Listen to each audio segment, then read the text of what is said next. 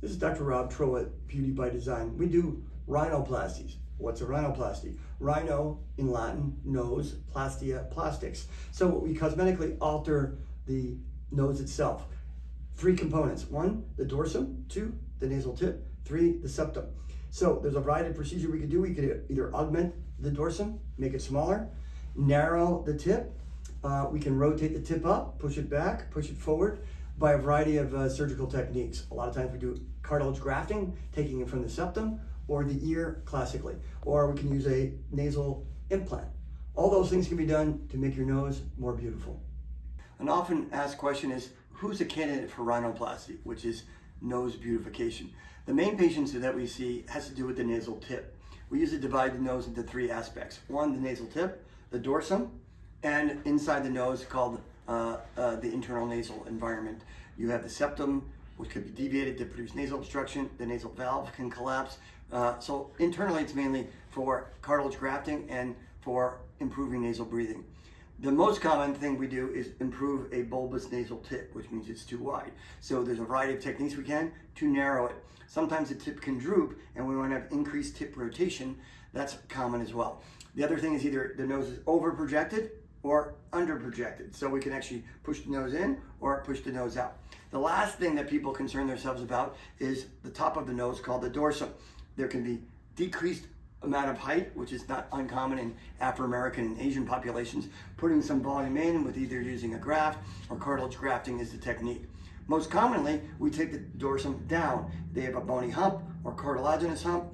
We can take that down by either using an osteotome and removing the bone or rasping it down. Some people want their nose narrow. We can do that as well. We can go inside the nose, break the bone, and narrow it. So those are all the candidates for rhinoplasty. It's a safe procedure under oral IV sedation or general anesthesia.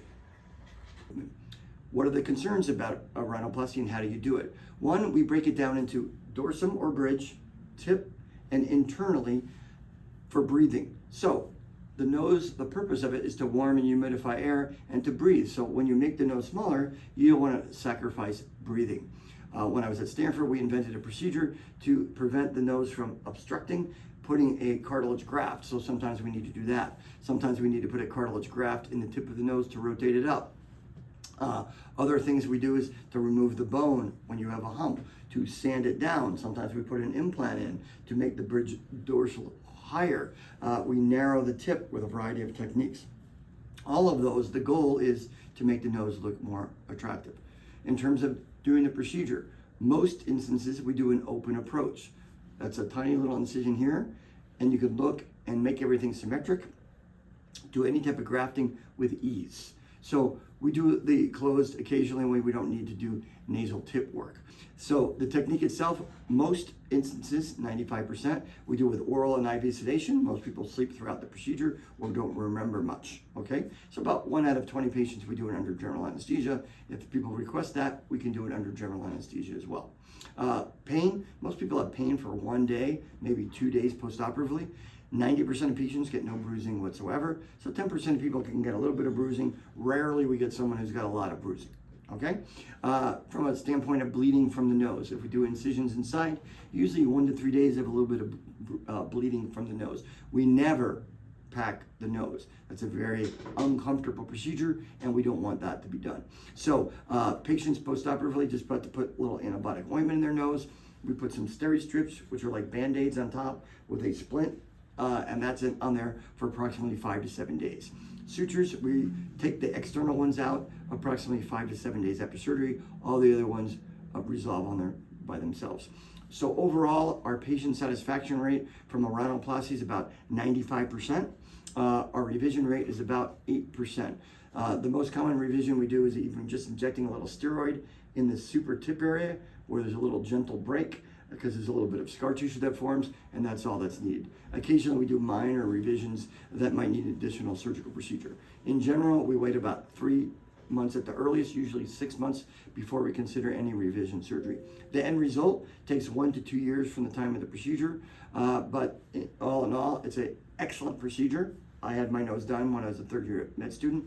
To have an excellent aesthetic improvement on your face with a short surgical procedure. We either do a primary rhinoplasty, which is you haven't had surgery before, or we do a revision rhinoplasty.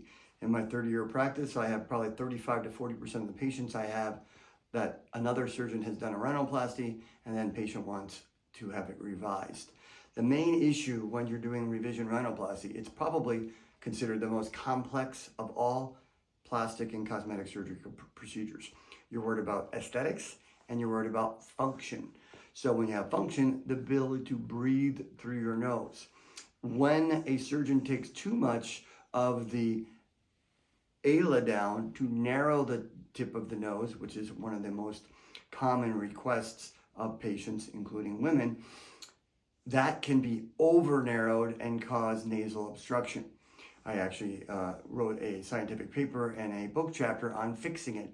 We have to do cartilage grafting. Classically, we take it from the nasal septum, sometimes from the ear, rarely either from cadavers or your own rib. We take the cartilage and put it underneath your normal cartilage for extra strength so your nose doesn't collapse. The negative thing about that procedure, although it helps your breathing, it can round out the ala and make it a little larger than you want. Other aspects of revision rhinoplasty is the other aspects of the nasal tip in terms of narrowness, symmetry, having a nasolabial angle that's in women about 15-degree angle, in men about a 5-degree angle with a little depression above the tip called a supra-tip depression or indentation, and then it gradually progresses up to the bridge of the nose. Some patients want their dorsum or bridge to be straight. Some of them want it to be mildly narrowed, men and women, and then more significantly concave in some women. You have to be careful with those because you don't want to have a ski slope appearance that looks very artificial.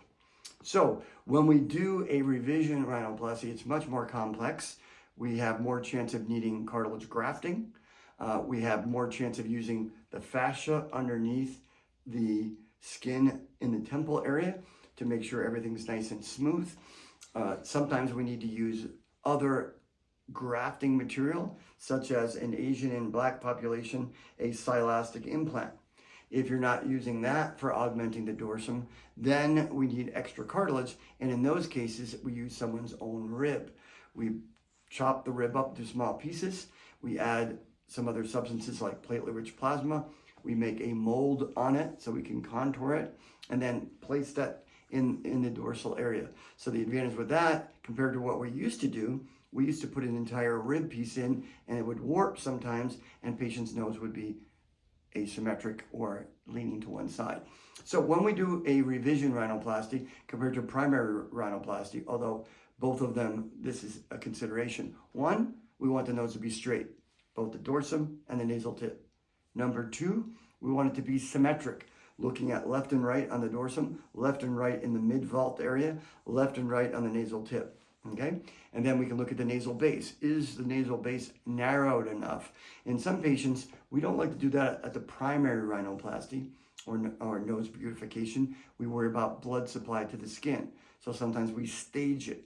Plus, staging it, you better know exactly what the nasal tip looks like, because from this angle, you want an equilateral triangle with each limb the same distance. So if you look laterally, drawing a line from the medial part of your eye called the medial canthus, vertically, your nose should not necessarily be wider than that. Also, when we're doing a primary and secondary rhinoplasty, we have to look at the entire face. So classically, some people have a deficient chin, and doing a chin implant at the same time significantly improves the aesthetic result of your nose. In some populations, classically Afro-American or Asian, they have a deficiency in the nasal base of the bone, and putting a piriform aperture implant in, either through the mouth or the nose, stabilizes the nasal base, which the nose sits on, makes it more aesthetically pleasing and stronger. So facial implants at the same time as a rhinoplasty are definitely indicated in a select group of patients. So the bottom line, anytime we're doing an initial rhinoplasty or a revision, our goals are the same. We want the patient to be satisfied with their end aesthetic result.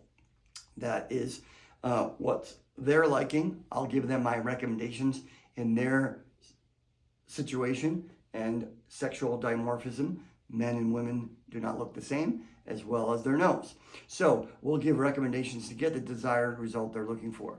The bottom line, do no harm to your patient and achieve the satisfaction that they want with this aesthetic appearance.